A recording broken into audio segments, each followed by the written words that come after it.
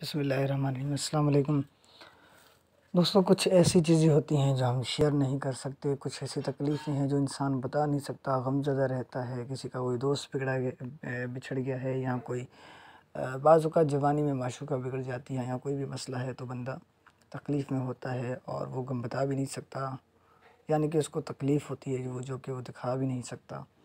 तो ऐसे गम से निकलने के लिए ये एक वज़ीफ़ा है जो आपको पढ़ना है, बावज़ू होके पढ़ना है। इंशाअल्लाह आपको फ़ायदा होगा। किसी किस्म की तकलीफ़ है, किसी रिलेटिव ने पहुँचाई है, किसी दोस्त ने पहुँचाई है, तो ऐसी तकलीफ़ को आप भुला नहीं सकते। तो उसको आप ये आयत करीमा पढ़ेंगे तो आपको सुकून मिलेगा, क़ल्बी सुकून, ज़हनी सुकून दोनों आपको मिलेंगे। इंशाअल्लाह आपको फ़ायदा होगा, क्योंकि आयत करीमा कुरान पाक से है। कुरान पाक में अल्लाह ने शफ़ा ही शफ़ा रखा है। कुरान पाक से कभी आपको नुकसान नहीं पहुँचेगा।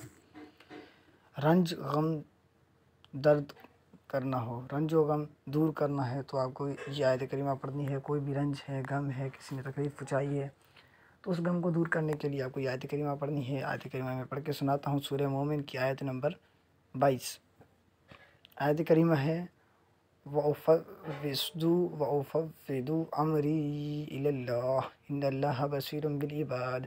दोबारा पढ़ता हूँ, वउफ़व्विदु अमरी इलल्लाह इन्नल्लाह बसीरुम बिल इबाद। ये आयत करीमा है। पढ़ने का तरीका है, रंज व गम दूर करने के लिए इस आयत करीमा को 101 मरतबा रोज़ाना पढ़ते रहें, यानी कि ये आपको रोज़ाना पढ़ना है 101 मरतबा ये आयत करीमा। इंशाअल्लाह सारे गम दूर हो जाएंगे। तो इंशाअल्लाह आपके गम दूर होंगे और आपको दिली और ज़हनी सुकून मिलेगा। तो मेरे चैनल को सब्सक्राइब करें, वीडियो को लाइक करें, बेल आइकन पर क्लिक करें, जिससे आपको इस तरह की मज़ीद वीडियोस मिलेंगी। यानी कि काफ़ी मसले होते हैं जो इंसान शेयर नहीं करता या बता नहीं सकता, तो जो भी मसले हैं मैं वीडियोस अपलोड करता जाऊँगा, आपके पास नोटिफिकेशन आती जाएगी। तो अल्लाह आपको और मुझे अपने हिफ्ज़ व अमान में रखे। मिलते हैं नेक्स्ट वीडियो में। अल्लाह हाफ़िज़।